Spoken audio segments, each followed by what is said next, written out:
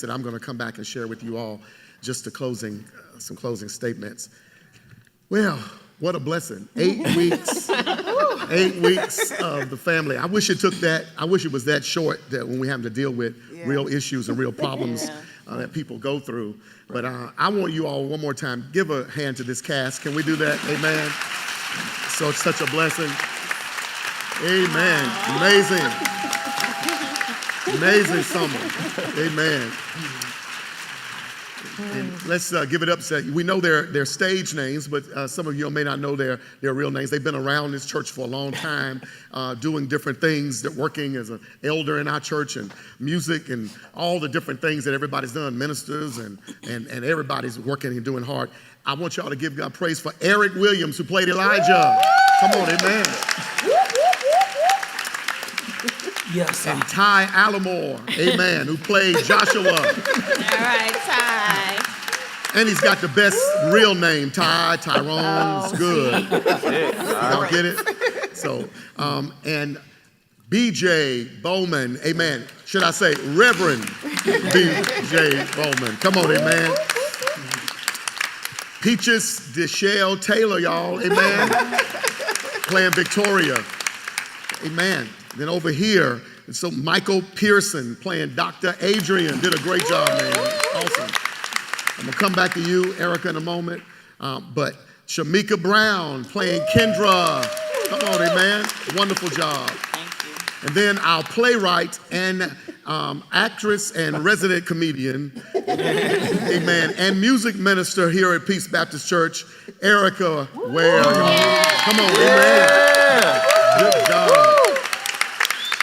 Wonderful job. And so I'm just so proud. I just have to say so very proud of what our church does. These 30, we started the church out of my living room, kind of a living room 33 years ago, and to kind of see what we've been able to accomplish and do and make a difference in the lives of hurting people. I thank you all so much. And you really showed what I hope that we provide as a ministry, if you would. That is Dr. Adrian, who he played, hopefully every week, our church through his music and his sermons and the stuff we do throughout the week really makes a difference in all of your lives so that you can heal, because we heal in what? Community. Y'all finally got it. I'm telling you, that's it. We heal in community, and we really need one another. But I want to start today and talk to Erica, because Erica, you wrote another great year of a message for us. What happens is we usually sit in her office, and I'll sit there and I'll say, here's what I'd like us to deal with this year in our relationship series, and we've done different things. And this year we kind of talked about having a kind of a normal family structure, and I said I'd like for them to deal with this and this and this. And then Erica took it and ran with it, and I'm gonna tell you, way beyond anything that I could imagine. You did a wonderful job. One more time, y'all. Let's thank God. You really captured the characters and the pain that's out there in the streets and in homes. And it's just amazing that you were able to do that. I was just shocked every time I would get the script every week. I go, oh my God, this was good. And then it was so easy to preach off of those things because you just made it so plain. My question is, when you wrote Healing the House, what did you most want us to see about ourselves and our families through these characters? Was there a particular truth about hurt, relationships, or healing that you hope would stay with us long after the final scene that we saw today? Yeah, so I think the thing that I wanted to stick with everyone when they left from at the end of this series was I'm sane, right? Because I was telling them before, nobody believes it, so do not start laughing again, but I am really, truly an introvert. And so this is my Sasha Fierce I have to put on when I come on stage, right? But I am a big observer of people, and one thing that I've always thought about is that, man, so many people talk and they're loud and they're boisterous and they're this and they're living their lives and going to work and doing the things, but do they really feel seen by anybody? Do they feel like who they really truly are is seen by anybody, even God? Because I think sometimes we are so accustomed to hiding things that nobody knows who we really are. And there's a lot of brokenness, there's a lot of family history, and a lot of things that we just carry every day. And I wanted us to walk from this space and know that, one, you're not alone. You're not the only one going through or experiencing that, but that you are seen, first by God, but that you also can be seen by your community. Yeah, that's really good. Amen. She did that, I tell you. Was there a particular character that was very difficult? You wrote some really great characters, and each of them had a story that really resonated with all of us. Was there a particular character that was hard for you to write, or which one was easier to write? Maybe one that was hard. Just speak to that. So they're all very unique. So I say all the times, I don't write characters. Characters speak to me, right? They tell me this is my story. Tell my story for me. So they inform me what they want y'all to know, and then that sounds like I'm a little crazy, but I promise you it's not. It's okay. It's not sitting with people talking to me in my ears, but it's like, okay, this is the person that I want to talk about, and who is she or who is he? And for me this year, I think my character Simone was very difficult for me to write, especially that scene that she had. It was just extremely difficult to write. Because there are so many parallels. I think when you have to be honest with yourself, and you have to be honest with other people in spaces that are uncomfortable for them, those things are difficult to pen, and they're difficult to put on paper. And I said Eric's character, Elijah, was very difficult. But I also say Shamika's character was easiest for me to write. And I thought that it was going to be tough, because I said, she's quiet and she's this, and it's not because she had less to say, but it's because she was so pure in her truth that I think it was just easy to be honest with her. Even though in the beginning she wasn't verbally hiding, the rest of us were verbally hiding. She just didn't say anything. But when she spoke, it was truth. When she spoke, it was pure, and so that was simple. It poured out. But my character and I think Eric's character were some of the most difficult, because I think, one, I'm not a man, so I always want to make sure that I'm honoring what men think as I write from a male perspective. And being an elder male, the senior member of this family, I think he had if he didn't get breakthrough, if he didn't see it, it would be difficult for us to see it. And so I think that was hardest for me to articulate and make sure that I got it right. I could go all across the board. I'm not a therapist, so it was hard for me to write Dr. Adrian, because I'm like, Lord, don't be letting me give people bad advice.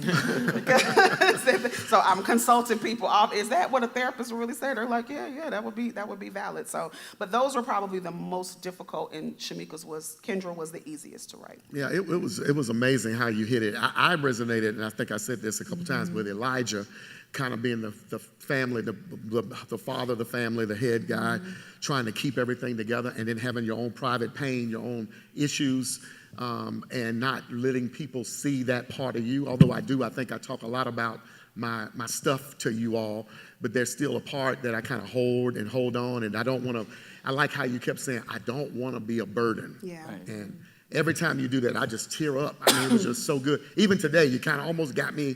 I had to pull out my tissue, because I was like, oh my God, because you don't know how to receive from people.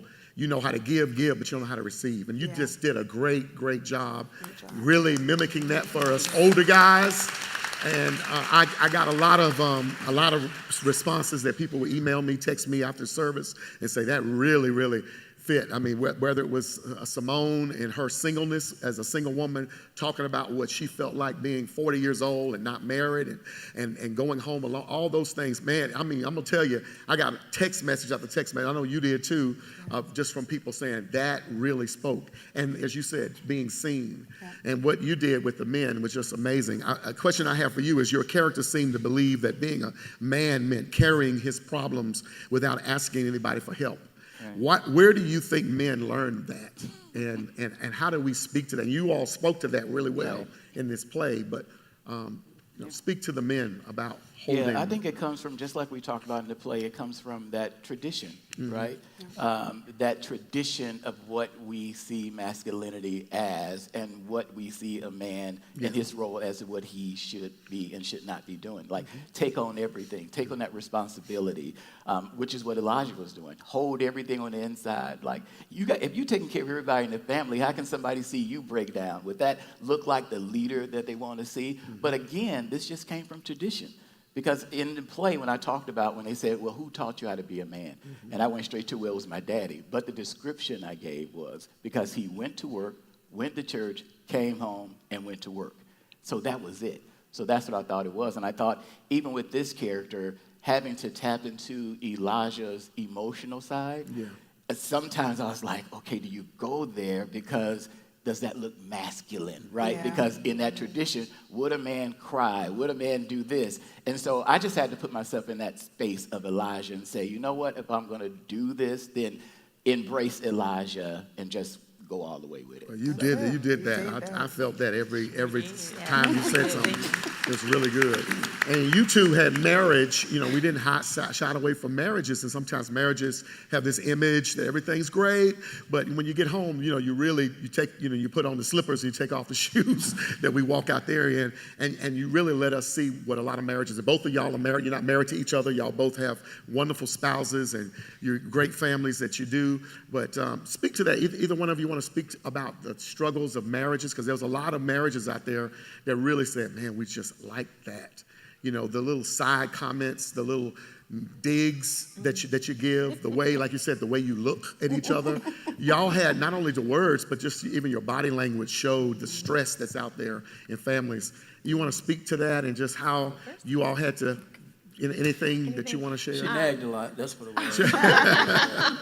Or it's information that you have to receive. That's what it was. Right? I just wasn't paying attention. No, okay, but I think oftentimes, like with any person, you want to kind of present your best self. So you're not trying to air your dirty laundry in the street, but over time, if it's like dripping water on somebody's head, if you keep having that same situation, eventually it's going to break. It's going to start to show up, right? And so even if we're together, we're distant. We're not touching each other, or we're not embracing each other in ways that people would expect. So I think it's important. What the play shows is that despite Marcus working so hard to be a man, and he was taking care of his family, there is still an emotional connection and tie and intimacy that you have to have with your partner, right? And not everybody, you talk about the love languages, not everybody has the same need, right?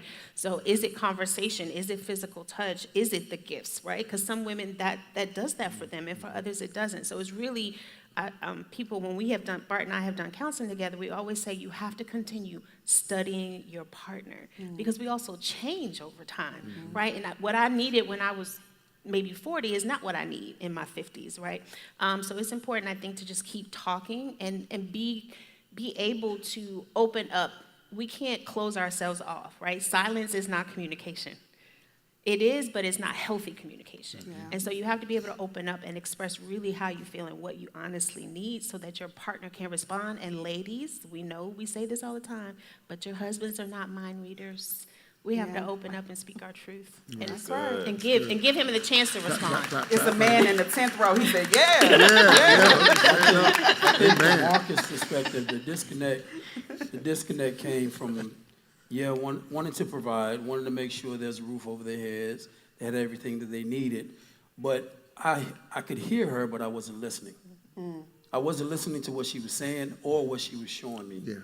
You know, because her body language was everything, but I wasn't paying attention because I was so caught up in providing.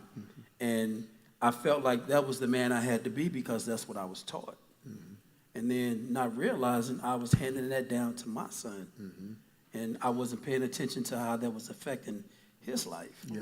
And, you know, ultimately it was disrupting the whole family organism, you know. That's so good. The father being the key. The father in both of these, I love the way you did it, Erica. The fathers, the men in the home being the glue that helps, that set the temperature. Yes. And oftentimes we men don't do that.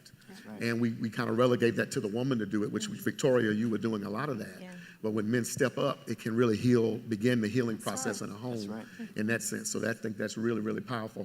And the question I have for you, BJ, as you were dealing with Marcus, his son was afraid of disappointing you. A lot of young people are afraid of disappointing their fathers, young ladies, and it was just hard. Son is afraid of disappointing his father.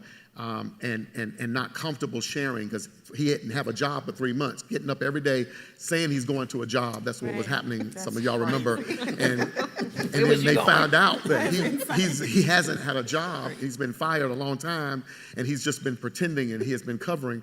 And a lot of times that happens. A lot of our young adults will hold things because they don't feel safe to be able to really share. So what can fathers do to create the kind of relationship where their children can bring their failures as easily as they bring their successes? You've got boys you're raising and doing.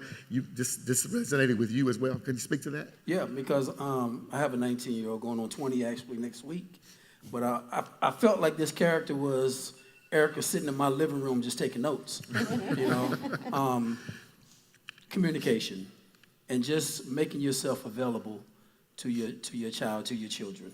I travel a lot. I do a lot of things, but I find that when I make myself available for my son, he tends to open up more. When I don't, he shuts down. He goes in his room. He shuts his door, plays his video games, or he's out in the streets. And that's one place you don't want him nowadays, out in these streets, because you don't want the streets raising your children. So you have to find that way to communicate with them.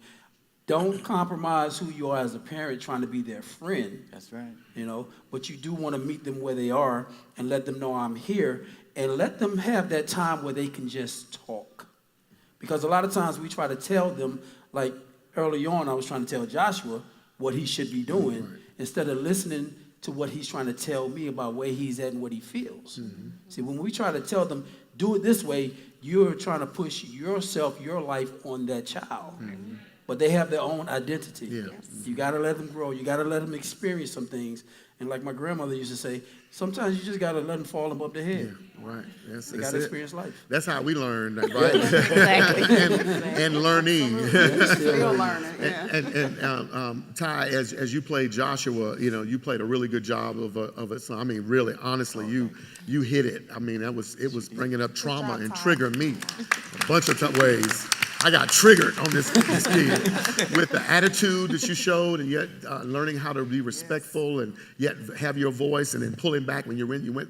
And we just love seeing all that, the way that stuff happened. It was good. Go back and watch. All this is on YouTube. You can go back and get that whole 8 weeks. My question to you is: can a father love his son deeply and still unknowingly create an environment where the son doesn't feel emotionally safe enough for his truth? And what did you need from your father that would have made it easier for you as Joshua to really share? You know, what could Marcus, your dad in the play, or what can fathers out there do to really make it where their children, be it a male or a female, will be able to open up? How do you do it? Or to a mom, not just dads, but how do you get parents to open up? Because, you know, like you said, they want to tell and dictate. Yeah. I think Joshua really just, you know, by his parents, he wanted to be seen and not be looked at as expectations and pressure, but he wanted to be seen for where he was, you know. As you see Joshua's personality, like he's willing to challenge everyone. He's willing to speak up about things, but he also has taken on the habit, the family habit of hiding things as well, because he didn't feel like it was a safe enough space to be able to share. And so I think to Josh's relationship with his father specifically, it was, he had a father who was a provider. He had a father who was a problem solver. But that last piece, he probably needed someone that was emotionally available so that it could be a safe space for him to be able to share. To BJ's point when he was saying, like, just, you know, creating that space for us to really just speak what we feel, say where we're at, and explain ourselves in that way, and not something be projected onto us. I think that's really what Joshua needed, and you know, you saw as their relationship progressed, he started to find that. So. That's good. That's good. Excellent. I think that's really good, and hopefully we've seen some healing happening in some relationships between, you know, parent-child relationships, and not just parent-child, teenager, adult children in that sense. And it's so important. And I love what you just said, you know, trying to be their friend. There'll be a time to that. My children now are 28 and 31 years old, so I have now, you know, we can be friends. Our relationship, I'm still dad. That respect, Elijah, is still going to be there. But our relationship has changed, and it's morphed into something beautiful and different than it was when they were much younger. And so you have to kind of know when to make that shift. And so we look forward to it. And Kendra, you played Kendra, Shamika. You played a really great job. I loved your character, how you started out very quiet, reserved, afraid to speak, in that whole piece. And a lot of people like that because you've got strong personalities all around. and you had a strong personality, and you were probably the wisest of all of them. Yes. And yet you kept that. And there's sometimes some very wise people in families that let others kind of lead and go. But Kendra and her character, she didn't know how to find her voice to speak her truth and who she was. But in it, we saw you found your truth. You found how to speak up over Simone, or to not to be intimidated by Victoria or the other families and feel like I've got something to contribute as well. So my question is, what was your character afraid might happen if they really, or how do people, I should say, not your character, why do people like that, act like that, and afraid that if I really show who I am and really speak my truth and let people see me, if I actually told you what my truth is, what do you, talk to that person out there. Speak to that person that's shy and empower them to say, you got a right to speak your truth and be who you need to be. Talk to them if you would. Yeah, so I just feel like as far as that goes, sometimes we can be that shy person, quiet person, because we are afraid of rejection, afraid of maybe saying the wrong thing, maybe not saying, what others want to hear, and putting what other people's feelings and thoughts are ahead of ours. And that makes us kind of like shy away from what we really have on the inside. But like you said, we have like whatever it is that we say, like it's strong, it's gonna be helpful, it's gonna be encouraging. And so I encourage those that are like that to just speak, like just let it go and then maybe walk away. Yeah, exactly. Just let it go. Don't shy away. Use that. Because it can help somebody else. That's right. And they usually are I think they're the real rock of the family in a lot of ways if they would just do that in that sense. And then, Mike, you played Dr. Adrian, and we'll close in a moment with this, but I just love the way he asked questions. I know you learned some things just about how to deal with, as the character. I know Erica wrote those things, and you helped her to kind of put some of that together. But playing that doctor role was really, really important because sometimes it does take somebody outside the family coming in to really, really bring to light what needs to be there. But the question I want to ask you is, and as you had to get into the mind of Dr. Adrian, the danger could be that after you're gone, they slip back in their old habits. And I know you're not a doctor. I know you played one on TV. Okay? But is there any wisdom you can give to people out there not to fall back after they've heard this 8-week series and they, go through it? They don't fall back into patterns. What would you say if you, in the character of Dr. Adrian, not to fall back into old patterns, old habits, and just keep progressing, keep the process going? Good question, Pastor.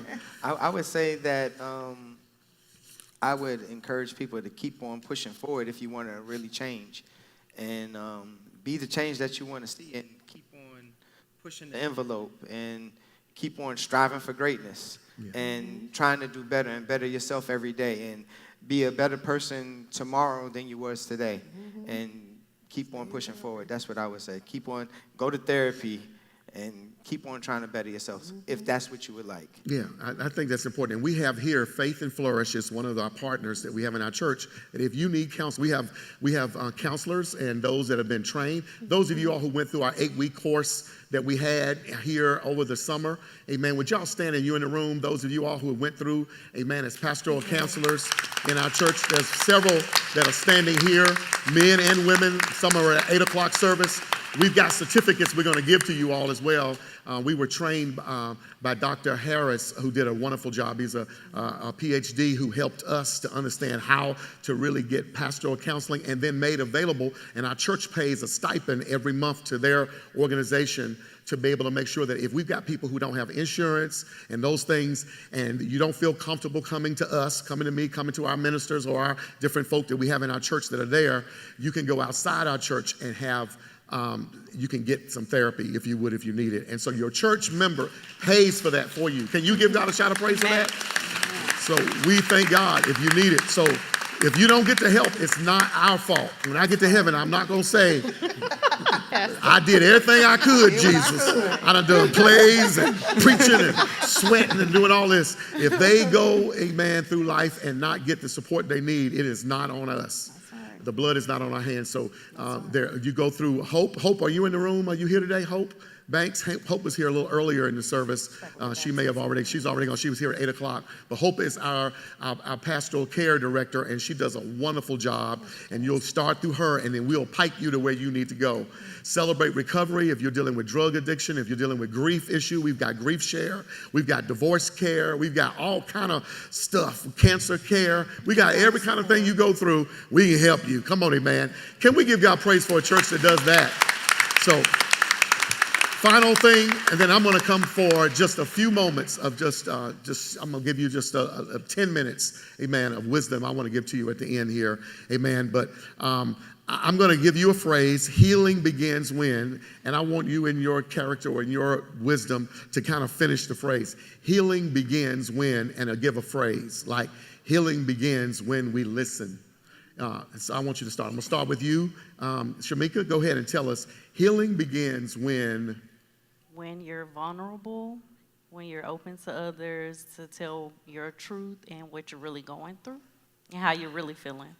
Good, excellent. Healing begins when? Healing begins when you stop being afraid. Excellent. Healing begins when, I guess you identify a problem and you want to get that problem solved. Excellent. Healing begins when you are honest enough to look yourself in the mirror. Excellent. Very good. All right. Healing begins when you recognize that whatever doesn't challenge you doesn't change you, and you step up to accept that challenge. That's good. All right. Excellent. All right. Healing begins when you are ready to unlearn. Ready to unlearn. All right. That's That's good. I love it. That was good. That's going to be a sermon one day. I'm going to tell you that. I already said it. And Papa? Healing begins when you surrender. That's good. Come on. Come on, y'all. Let's give God praise for this cast. Thank y'all so much. Amen. I appreciate y'all. Great job. Great job, Erica. Come on, amen. It's going to be hard to top this next year. Amen. We're looking forward to what God's going to do. Amen. Amen.